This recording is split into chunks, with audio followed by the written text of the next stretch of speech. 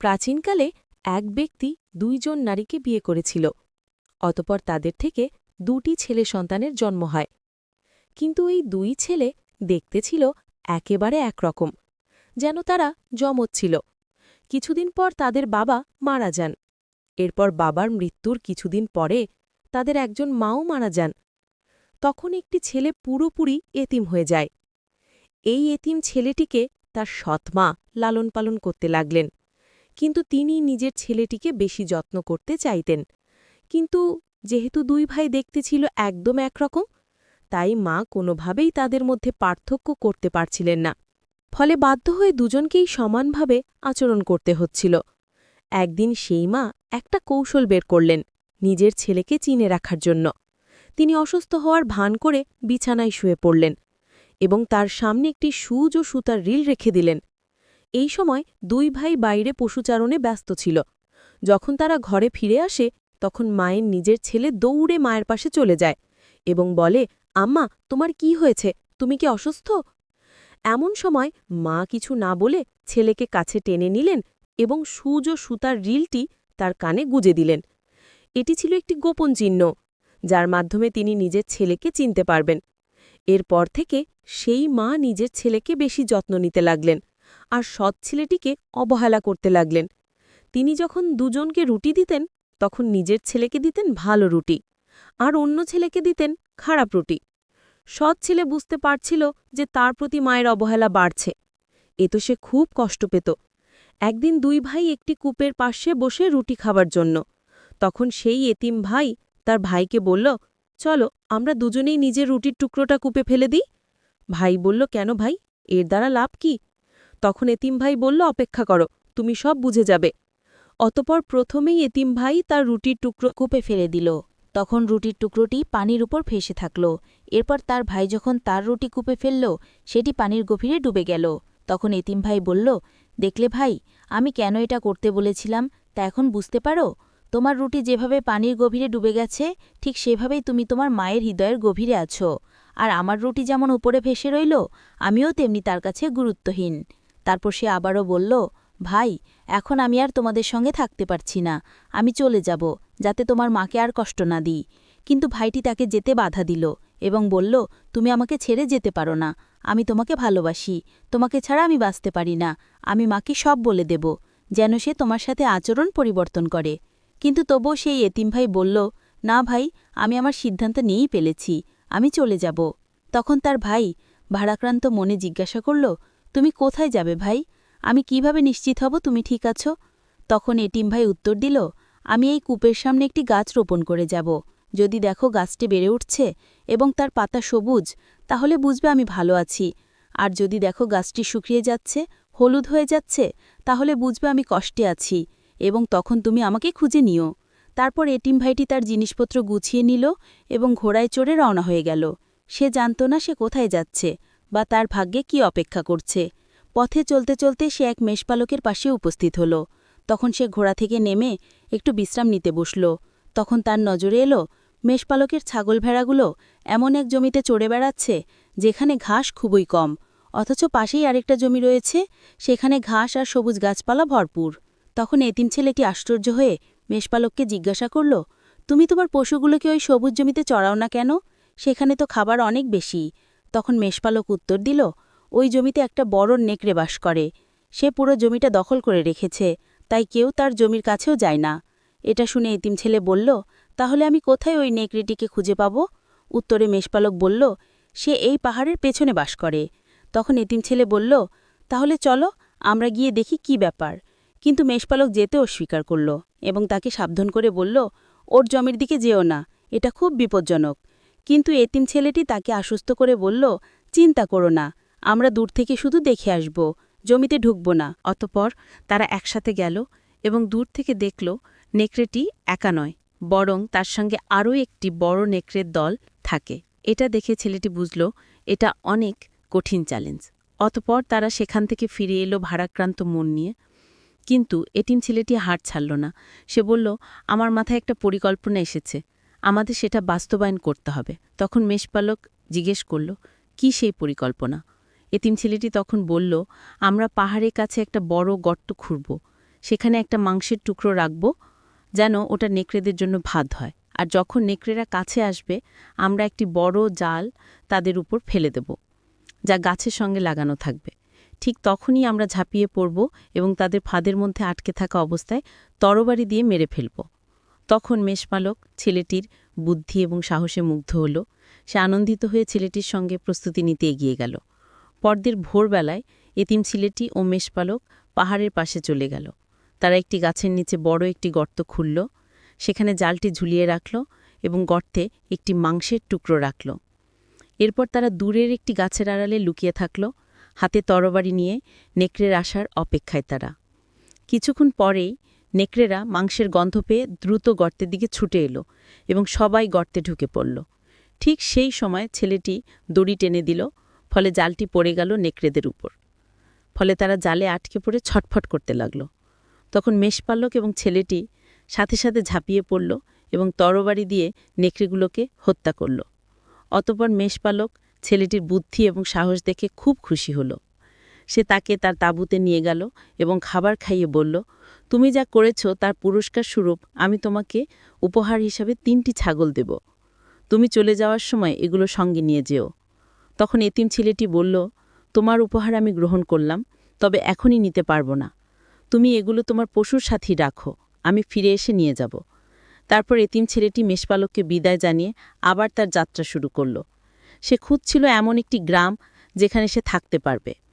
এতিম ছেলেটি খুশি ছিল, কারণ সে একজন মানুষের উপকার করতে পেরেছে এবং কারো জীবনে খুশির কারণ হতে পেরেছে। পথে চলতে চলতে সে এক দূরের গ্রাম দেখতে পেল, তাই সে সেই গ্রামে প্রবেশ করল। কিন্তু সে রাস্তার একপাশে একটি কূপ দেখতে পেল। কূপের পাশে একটি সুন্দরী মেয়ে বসেছিল এবং সে প্রচণ্ড কাঁদছিল। এই দৃশ্য দেখে ছেলেটি খুব অবাক হল। সে মেয়েটির কাছে এগিয়ে গিয়ে জিজ্ঞাসা করল, তুমি এভাবে কাঁদছ কেন? উত্তরে মেয়েটি বলল, এই কূপে একটি ভয়ঙ্কর সাপ বাস করে, যার 7টি মাথা। আমাদের পানি নিতে হলে একটা সর্প মানতে হয়, অর্থাৎ প্রতিদিন গ্রামের একজন মেয়ে নিজেকে এই সাপের খাদ্য হিসাবে উৎসর্গ করতে হয়।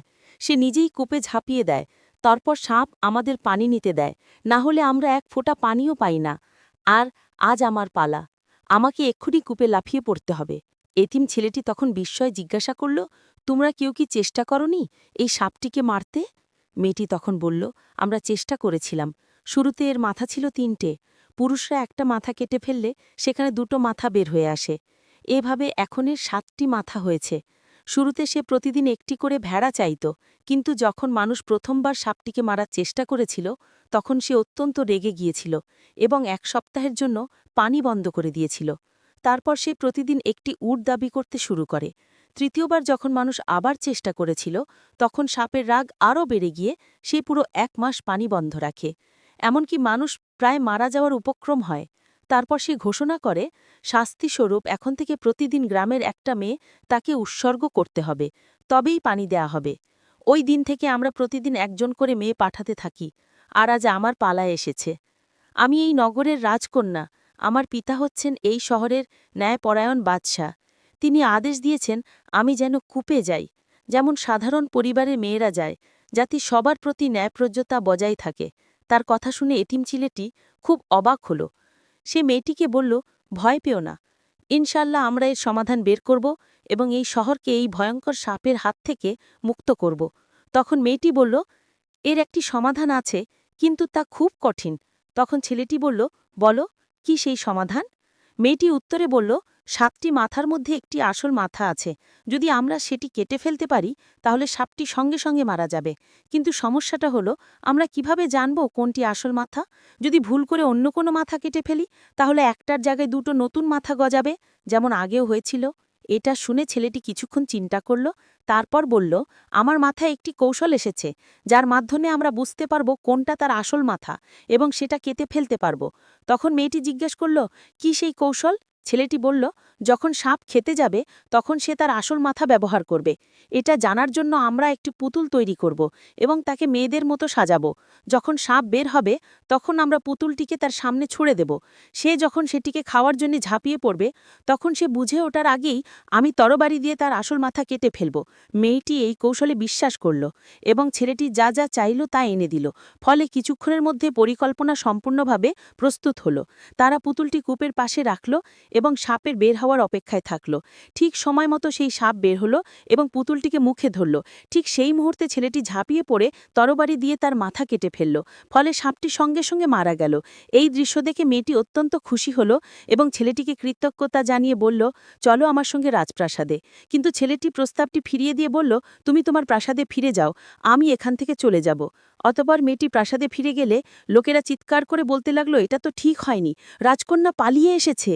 নিজেকে উৎসর্গ করেনি। লোকেরা রাজপ্রাসাদের সামনে ভিড় জমিয়ে ক্ষোভ প্রকাশ করতে লাগল। তখন বাদশাহ বের হয়ে এসে তার কন্যাকে জিজ্ঞেস করলেন, তুমি ফিরে এসেছ কেন? তখন সে সবকিছু খুলে বলল। সাপটি মারা গেছে এবং পুরো ঘটনাটির বিবরণ দিল। মেয়ের কথা শুনে রাজা তখন আদেশ দিল, ছেলেটিকে খুঁজে বের করো এবং তাকে রাজপ্রাসাদে নিয়ে আসো। তখন প্রহরীরা চারিদিকে ছেলেটির খোঁজে বের হলো। কিছুক্ষণ পরে তারা ফিরে এসে বলল, আমরা সারা শহর খুঁজেছি, কোনো অপরিচিত কাউকে পাইনি। শুধুমাত্র একজন যুবক মসজিদের পাশে বসে আছেন, তবে তার চেহারা দেখে মনে হয় না সে একটা পিঁপড়েও মারতে পারে। এটা শুনে রাজা রেগে গেলেন এবং বললেন, তোমরা তাকে নিয়ে আসোনি কেন? এখনই গিয়ে নিয়ে আসো, আমার মেয়ে তাকে দেখলেই চিনে ফেলবে। অতঃপর প্রহরীরা সেই যুবককে নিয়ে এলো। সে এসে রাজার সামনে দাঁড়ালো। রাজকন্যা তখন বলল, এই ছেলেটি সেই ব্যক্তি যে অজগর সাপটিকে হত্যা করেছে। তখন রাজা বললেন, আমি তোমার বুদ্ধি ও বিচক্ষণতায় মুগ্ধ। তুমি যা করেছ তাতে আমি আনন্দিত। তুমি আমাদের শহরকে বহু বছরের এক ভয়ঙ্কর বিপদ থেকে রক্ষা করেছ, যেটা থেকে আমরা কেউই মুক্তি পেতে পারিনি। এজন্য আমরা তোমাকে যেতে দেব না। তুমি আমাদের সঙ্গেই প্রাসাদে থাকবে এবং আমি তোমার সঙ্গে আমার সেই কন্যার বিয়ে দেব যার প্রাণ তুমি রক্ষা করেছ। এই ঘোষণা শুনে যুবক এবং রাজকন্যা দুজনেই খুব খুশি হল। মানুষও আনন্দে মেতে উঠে উৎসব শুরু করল।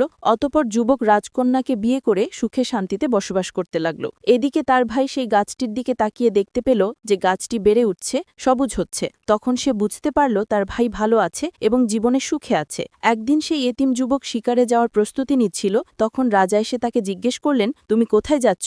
উত্তরে যুবক বলল, আমি কাছের মরুভূমিতে শিকারে যাচ্ছি। তখন রাজা বললেন, খুব বেশি দূরে যেও না, বিশেষ করে পাহাড়ের দিকে যেও না। সেখানে এক ভয়ঙ্কর জাদুকর বাস করে। সে পাহাড়ের চূড়ায় একটি গুহায় থাকে। কেউ তার কাছে গেলে সে তাকে জাদু করে অসুস্থ করে নেয় এবং সেই অসুখ সারানো অনেক কঠিন হয়ে যায়। যুবক তখন রাজাকে বলল, চিন্তা করবেন না, আমি সেখানে যাব না। তবে ভিতরে ভিতরে সে জাদুকরের সম্পর্কে ভাবতে লাগলো আর তার মনে কৌতূহল জাগলো জাদুকরের আসল রূপটা জানার। সে ভাবল, হয়তো রাজা অতিরঞ্জিত করছে, তার কিছু হবে না। অবশেষে সে পাহাড়ের দিকে রওনা হলো এবং গুহার সামনে গিয়ে দাঁড়ালো। তরবারি হাতে প্রস্তুত হয়ে রইল জাদুকরের বেল হবার অপেক্ষায়। কিছুক্ষণ পর সে ভয়ঙ্কর চেহারার জাদুকর গুহা থেকে বের হলো। সে দেখল এক যুবক ঘোড়ায় চড়ে হাতে তরবারি নিয়ে দাঁড়িয়ে আছে। সে বুঝে গেল যুবক তাকে মারতে এসেছে। যুবক তখনও ঘোড়া থেকে নামেনি। তখনই জাদুকর তার লাঠি ধরল এবং কিছু অদ্ভুত শব্দ উচ্চারণ করল। তারপর লাঠি থেকে বিদ্যুতের মতো এক ঝলক বের হয়ে ছুটে গেল যুবক ও তার ঘোড়ার দিকে। ফলে সে ঘোড়া থেকে মাটিতে পড়ে গেল এবং একদম নড়াচড়া করতে পারল না। তখন জাদুকর উচ্চস্বরে হাসল। তারপর তাকে অসহায় অবস্থায় ফেলে রেখে আবার গুহার ভিতরে চলে গেল। ঠিক সেই সময় যুবকের ভাই কূপের কাছে বসেছিল। হঠাৎ সে দেখতে পেল তার লাগানো গাছটির পাতা হলুদ হয়ে গেছে এবং ঝরে পড়ছে। সে সঙ্গে সঙ্গে বুঝে গেল তার ভাই কোনো বিপদের মধ্যে পড়েছে এবং তার সাহায্য দরকার। সে সাথে সাথে উঠে দাঁড়ালো এবং ঘোড়ায় চড়ে বের হয়ে গেল ভাইয়ের খোঁজে। পথে যেতে যেতে মেষপালক তাকে থামালো। সে ভেবেছিল এই ছেলেটি সেই যুবক যে একবার তাকে নিকড়ের হাত থেকে বাঁচিয়েছিল, কারণ তাদের দুজনের চেহারায় অনেক মিল। তখন মেষপালক বলল, তোমার ছাগলগুলো এখন অনেক বেড়ে গেছে, চলো এগুলো নিয়ে যাও। তখন সে বুঝতে পারল তার ভাই এখান দিয়েই গিয়েছিল। সে তখন মেষপালককে বলল, আমি পরে ফিরে এসে এগুলো নেব। তারপর সে আবার পথ চলা শুরু করলো। এক সময় সে গ্রামে পৌঁছে গেল। গ্রামবাসীরা তাকে দেখে চিৎকার করে ডাকতে লাগলো। সে ঘোড়া থেকে নেমে তাদের সঙ্গে কথা বলল। জানতে পারল তার ভাই এই গ্রামেই বাস করে এবং রাজকন্যাকে বিয়ে করেছে। সে দ্রুত রাজপ্রাসাদে ছুটে গেল এবং রাজাকে গিয়ে বলল, আমি আমার ভাইয়ের খোঁজে এসেছি। রাজা তাকে দেখে বিস্মিত হয়ে গেল, কারণ তার চেহারা ছিল তার জামাইয়ের সঙ্গে অবিকল এক। প্রথমে রাজা মনে করলেন এই সেই যুবক যে তার কন্যাকে বিয়ে করেছে। অতঃপর রাজা বললেন, তোমার ভাই শিকারে গিয়েছিল, আমি তাকে পাহাড়ের দিকে না যাওয়ার জন্য সতর্ক করেছিলাম, কিন্তু মনে হয় সে আমার কথা শোনেনি। তখন যুবক রাজাকে বলল, আমি জানি আমার ভাই ভালো নেই, আমি এখনই তাকে বাঁচাতে যাব। কিন্তু রাজা তাকে থামিয়ে দিয়ে বললেন, না বৎস, অপেক্ষা করো, তুমি একা গেলে তুমিও তার মতো জাদুর শিকার হয়ে পড়বে। আমাদের অন্য কোনো সমাধান বের করতে হবে। এরপর রাজা শহরের সেরা জ্যোতিষী ও পণ্ডিতদের ডেকে আনতে বললেন। তারা এলে রাজা পুরো ঘটনাটি খুলে বললেন এবং অনুরোধ করলেন একটি উপায় বের করার জন্য, যাতে সেই জাদুকরের হাত থেকে রাজকন্যা শমীকে উদ্ধার করা যায়। তখন তাদের একজন বলল, একটি উপায় আছে, তবে এটি অনেক পরিশ্রমের কাজ এবং অনেক মানুষের দরকার হবে। রাজা জিজ্ঞেস করলেন, কি সেই উপায়? উত্তরে তিনি বললেন, দূরের মরুভূমিতে একটি বিশেষ গাছ আছে, সেই গাছের শুকনো পাতা সংগ্রহ করে পাহাড়ের চারপাশে ছড়িয়ে দিয়ে আগুন ধরাতে হবে। তখন সেই পাতার ধোঁয়া পাহাড়ের দিকে উঠবে এবং এমন এক গন্ধ ছড়াবে যা জাদুকরের শক্তিকে কিছু সময়ের জন্য বন্ধ করে দিবে। তখন রাজা বললেন, ঠিক আছে, ঠিক তখনই আমরা তাকে আক্রমণ করব এবং তার জাদু ফিরে আসার আগেই তাকে হত্যা করব।